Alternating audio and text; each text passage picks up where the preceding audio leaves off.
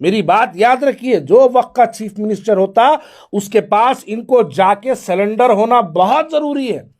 अगर ये लोग यहां सरेंडर नहीं हुए तो चल्लापल्ली चंचलगुड़ा में सरेंडर होना पड़ता। इसमें कोई नई बात ही नहीं है। ये बात तो हम शुरू से जो है इसकी पेशन को ही करते आ रहे हैं कि जो वक्त का चीफ मिनिस्टर होता उसकी चौखटों पे हाजिरी लगाना ये हमारे पुराने शहर की क़यादत की पुरानी बीमारी है।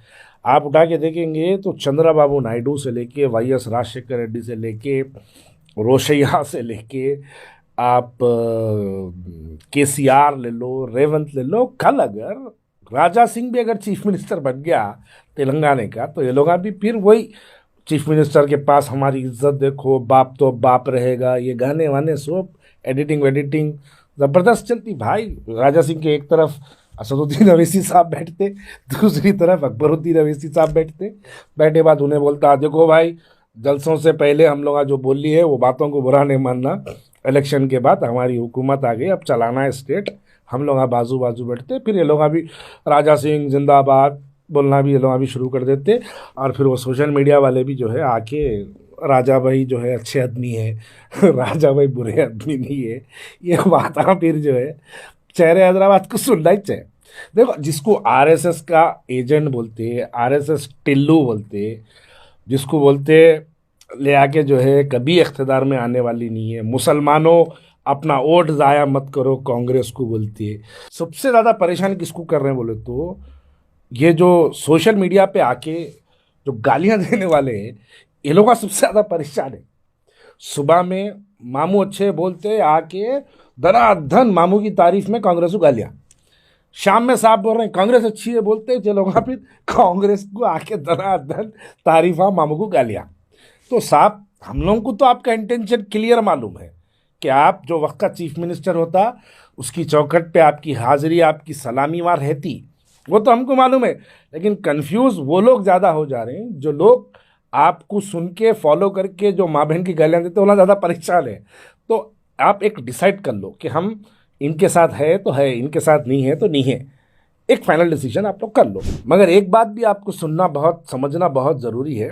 ये जो एक शेर है हबीब जालिब का, हबीब जालिब बहुत बड़े शायर थे हिंदुस्तान के, बाद में जब हिंदुस्तान आज़ाद हुआ तो पाकिस्तान चले गए।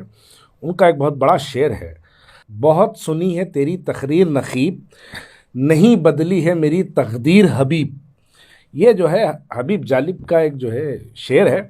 इस शेर को आपको मैं समझता हूँ पुराने शहर की क़यादत उनकी तकरीरें सुनेंगे आप तो ये शेर उनके लिए बराबर वाजिब होता। अब सीएम साहब कल तकरीर में हमारे तेलंगाना के चीफ मिनिस्टर के रेवंत रेड्डी साहब जो है बोले फंड्स की कोई कमी नहीं है बोल के आए, इनॉग्रेशन करे। वो ब्रिज का इनॉग्रेशन हुआ जिसका काम बीआरएस के दौर में शुरू हुआ, उसके अंदर जो है वो बीआरएस के दौर में वो काम का आगाज़ भी हुआ, फंड्स भी जारी हुए, बहरहाल एक काम हुआ। लेकिन यहाँ पर एक सवाल ये पैदा होता है कि अब बताइए कि जब जब हुकूमत और इख्तिदार में जो सियासी जमात आती है उनकी नुमाइंदगियों पे जो काम होते हैं उन कामों का जो अनाउंसमेंट होता है, भाई मलकपेट आईटी टावर का क्या हुआ? उसका भी बहुत बड़े पैमाने पे केटीआर को ला के पुराने शहर में इनॉग्रेशन करे थे। कहाँ गया मलकपेट आईटी टावर?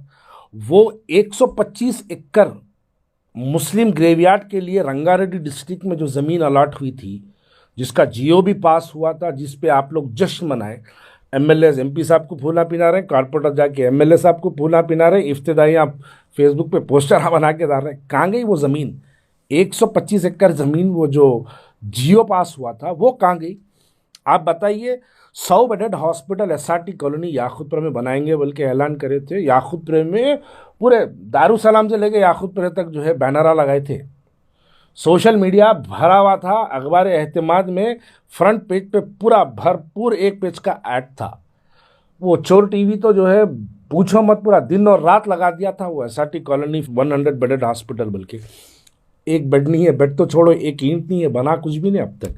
लेकिन इनाग्रेशन, हिदायत, नुमाइंदगी, साहब की नुमाइंदगी पे ये हो गया बोलने में पक्के हैं। अब वो जो जहाँ पे इनाग्रेशन करे थे आके, वो इनाग्रेशन करके जहाँ पे करे थे वहाँ जाके देखो, वहाँ पर आपको तिनका बराबर की जो है आपको एक ईंट नहीं मिलती। 100 बेडेड हॉस्पिटल डबलपुरा बोल के जनाब महमूद अली साहब को लाके असदुद्दीन अवैसी साहब और वो मलकपेट के एमएलए साहब जो है वो दोनों तीनों मिलके जो है इनाग्रेशन करे थे। पूरे शहर के एमआईएम का कैडर आया था। एक दिन भर ऐसा बताए, जश्न का माहौल बताए। वहाँ पे जाके देखिए आप, 100 बेडेड हॉस्पिटल डबलपुर पे बन गया क्या? निज़ामिया तिब्बी हॉस्पिटल का क्या हुआ? 100 करोड़ की नुमाइंदगी हुई। 100 करोड़ की नुमाइंदगी के नाम पर एक बड़ा बेहतरीन आंखों को देखने के लिए मंजर मिला था। तो बहरहाल आप लोग इनॉग्रेशंस तो बहुत करते। मिरालम मंडी का रेवोल्यूशन का क्या हुआ? मिरालम मंडी के रेवोल्यूशन के नाम पे जो है केटीआर को लाए थे, मंडी के पास इनॉग्रेशन करे थे, बड़े बड़े होर्डिंग्स लगाए थे, कमानों पे होर्डिंग्स लगाए थे। उसका क्या हुआ? मिरालम मंडी के बाद चारमीनार बस स्टैंड का क्या हुआ? मल्टी स्टोरे पार्किंग कॉम्प्लेक्स बोल के बनाए थे। एक बस स्टैंड हुआ करता था चारमीनार डिपो जिसको बोलते हैं, पुराने शहर वाले जानते हैं इस बात को, जिसको डिपो बोलते हैं। बताइए वहाँ पर आप क्या करते बोले थे और आज तक क्या हुआ? ये भी बहुत बातें हैं पुराने शहर के लिए पूछने वाली बातें हैं। बहादुरपुरा पे 2 BHK की स्कीम के नाम पर 500 से ज़्यादा लोगों को बुलाया गया था, वहाँ पर ख़वातीनों को बुलाया गया था। खुद मोहतरम जमात के सदर साहब वहाँ पे आए थे, आके वहाँ पर जो है केटीआर को बुलाए थे। 500 मुसलमान औरतों को लाइन से ठहरा के 1 बाय 1 सबको जो है वो अवार्ड चेक्स के ज़रिए, वो यानी सर्टिफिकेट की तरह जो है उनको दिया गया। एक भी औरत को मिला वहाँ पे? आप दिए, थोड़े दिन के बाद वहाँ पर जो है एक इंक्रोचमेंट हो गया। वहाँ पर आके वो लोग किसी एक को भी, आपको देने वाले किसी एक को भी नहीं हुआ। चंद्रानगुट्टा 2 BHK का क्या हुआ? वहाँ पर चंद्रानगुट्टा 2 BHK के खुद भी बड़ा एक पूरा बेहतरीन ड्रामा किया गया, लाए करे, किसी को मिला वहाँ पर?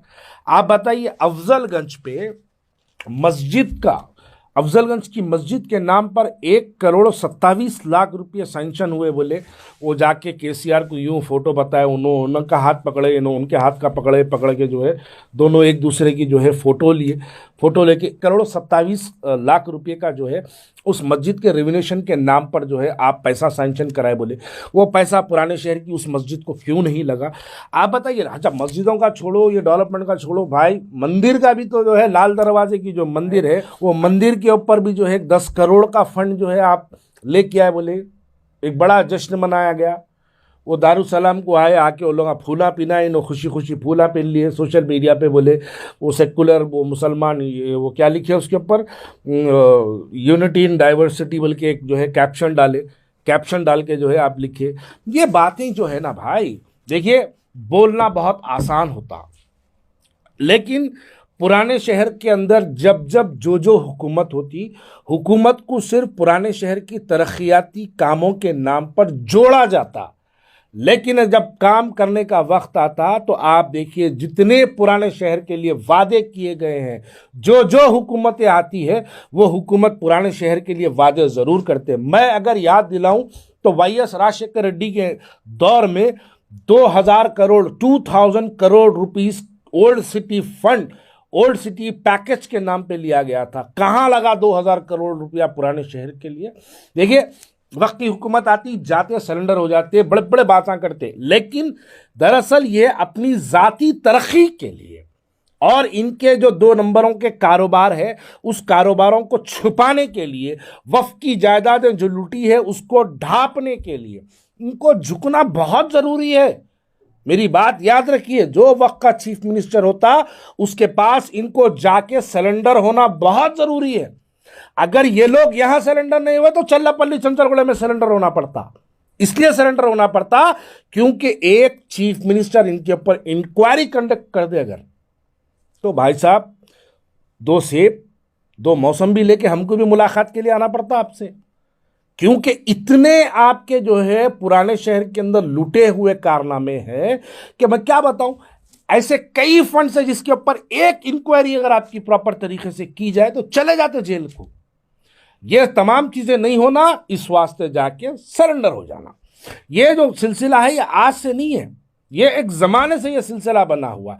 वो पुरानी बातें हैं, वो सालार के दौर में कहा जाता था, सालार ईमानदारी से काम किया करते थे, सालार के दौर में कहा जाता था कि वक्त के गिरेबानों के, वक्त की हुकूमत के गिरेबानों से खेलेंगे हम, पकड़ेंगे हम, वो दामन के तार चूर चूर कर देंगे, चार चार कर देंगे। ये बातें उस जमाने में हुआ करती थी। लेकिन आज अगर हकीकी तौर पर देखा जाए तो ये लोग सिर्फ सेल्फ डेवलपमेंट के नाम पर आपकी क़यादत, मुस्लिम क़यादत को लेके जाके वक्त की हुकूमत के पास गिरवी रख देते, रहन रख देते। और बदले में होता क्या, यही जो वादे किए जाते, इन वादों के ऊपर कोई अमल पारी नहीं होता। इससे पहले मिरालम तालाब के पास केटीआर को लेके आए थे, ला के एक वॉकिंग रैम्प बनाएंगे, केबल ब्रिज बनाएंगे। 10 साल निकल गए।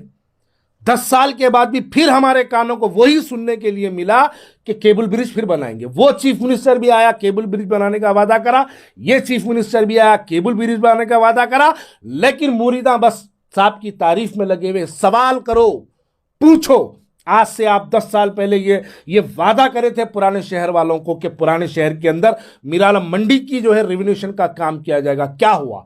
आप सवाल करो, मस्जिद अफजलगंज के नाम पर 1,27,00,000 रुपये सैंक्शन हुआ, उस मस्जिद को पैसा क्यों नहीं लगा? सवाल करो। सवाल ये भी करो उनसे कि आप चारमीनार डिपो के नाम पर एक multi storey complex, parking complex बनाएंगे, जिसके अंदर मक्का मस्जिद में नमाज पढ़ने वाले, पत्थरघट्टी को आके वहां पर शॉपिंग करने वाले, लाड़ बाजार में शॉपिंग करने वालों के नाम पर जो multi store complex, parking complex बनाएंगे, उसका क्या हुआ? ये सवाल करो। नहीं, जब हम ये सवाल करते हैं, मुनाफिक, खारिज इस्लाम, काफिर, बीजेपी का एजेंट, आरएसएस का दलाल, कांग्रेस का गुलाम। अरे भाई, आप भी सवाल करो। सवाल हमारा जमहूरी हक और हमारा शरीयती हक दोनों मिला के हमको ये हक देता है कि हम अगर किसी को कर्ज देते हैं, वोट एक कर्ज है, वोट एक कर्ज है। ये वादा करके ले गए हैं कि आप मुझे वोट दो, मैं 5 साल तक आपका काम करूंगा, ईमानदारी से काम करूंगा। आप बताइए, अगर आप में ईमानदारी है तो आप ये बताइए, जितने नाम मैं लिया, इतने नामों में से आप कोई एक काम मुकम्मल हुआ? आप ये बताइए। नहीं हुआ तो फिर आप क्यों उनके साथ जुड़े रहे? फिर आज क्यों जो ये वक्त की चीफ मिनिस्टर है इनके साथ जुड़े हैं? फिर वो 2000 करोड़ का जो ओल्ड सिटी पैकेज आया था, उसमें जब आप वाईएस राजशेखर रेड्डी के साथ थे, जब 2000 करोड़ पुराने शहर को नहीं लगा, उसके बावजूद भी आप उनके साथ क्यों थे? इस सवालों के जवाब पूछो।